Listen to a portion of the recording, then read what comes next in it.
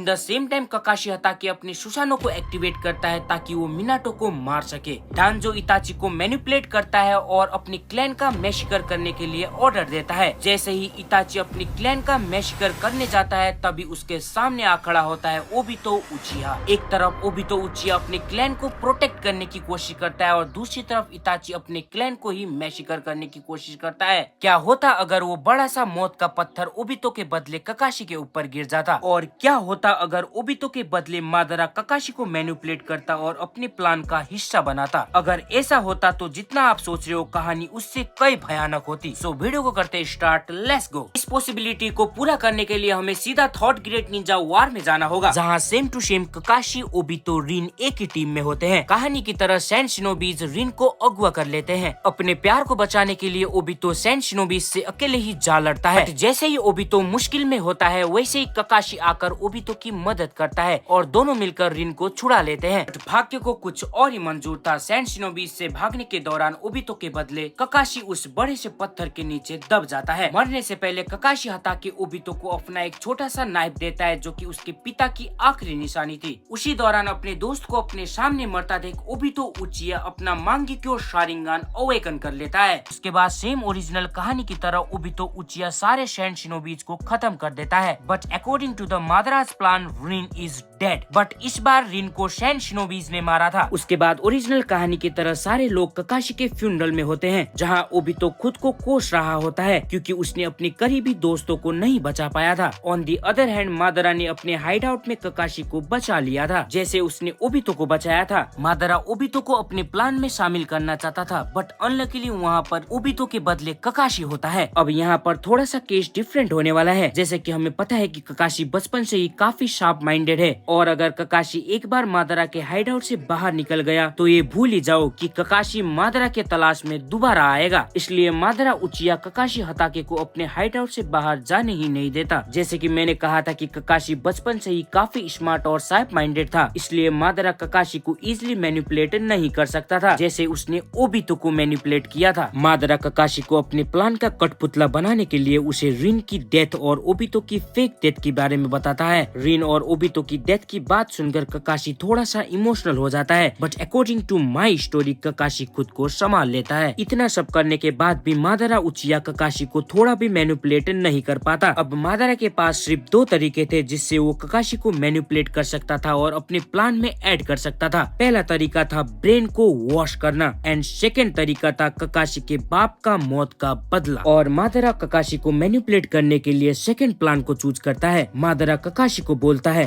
तुम्हारे पिता एक कोनोहा के वफादार शिनोबी थे, लेकिन इस बेरहम दुनिया ने उन्हें खुद को मारने पर मजबूर किया। एक भी आदमी ने उन पर विश्वास नहीं किया, और तुम ऐसे विलेज को प्रोटेक्ट करना चाहते हो। मैं एक ऐसा वर्ल्ड क्रिएट करूंगा जहां पर कोई भी किसी को भी नहीं मारेगा, सब एक दूसरे के साथ होंगे, पीस मेंटेन रहेगा, और तुम अपने बाप के साथ एक अच्छी लाइफ स्पेंड कर पाओगे। तो बताओ ककाशी हताके, ऐसी वर्ल्ड को क्रिएट करने में तुम मेरी मदद करोगे? और इस बार मादरा का टेक्निक काम कर जाता है और ककाशी अपने बाप का बदला लेने के लिए रेडी हो जाता है। यानी कि अब दुनिया को शांति का मतलब समझाने के लिए ककाशी भी रेडी हो जाता है। अब ककाशी के पास ऐसे कुछ पावरफुल एबिलिटी नहीं थे जिसकी मदद से वो मादरा के प्लान को एग्जीक्यूट कर सके, और इसलिए मादरा उचिहा मरने से पहले अपना एक रिनेगान ककाशी के आंखों में इम्प्लांट कर देता है और दूसरा रिनेगान नगाटो को दे देता है। उसके बाद मादरा उचिहा ककाशी हताके को अपनी सारी प्लान बताता है जो कि उसे आगे जाकर एग्जीक्यूट करनी थी। अब आप ही समझ जाओ कि आगे की कहानी कितनी खतरनाक होने वाली है। उसके बाद कुछ समय बीतता है। उस समय के बीच में ककाशी हताके मादरा के सारे टेक्निक की प्रैक्टिस करने लगता है। वहीं दूसरी ओर ओबितो ने भी अपनी कामुई एबिलिटी को सीख लिया था और अपनी एबिलिटी के चलते ओबितो उचिहा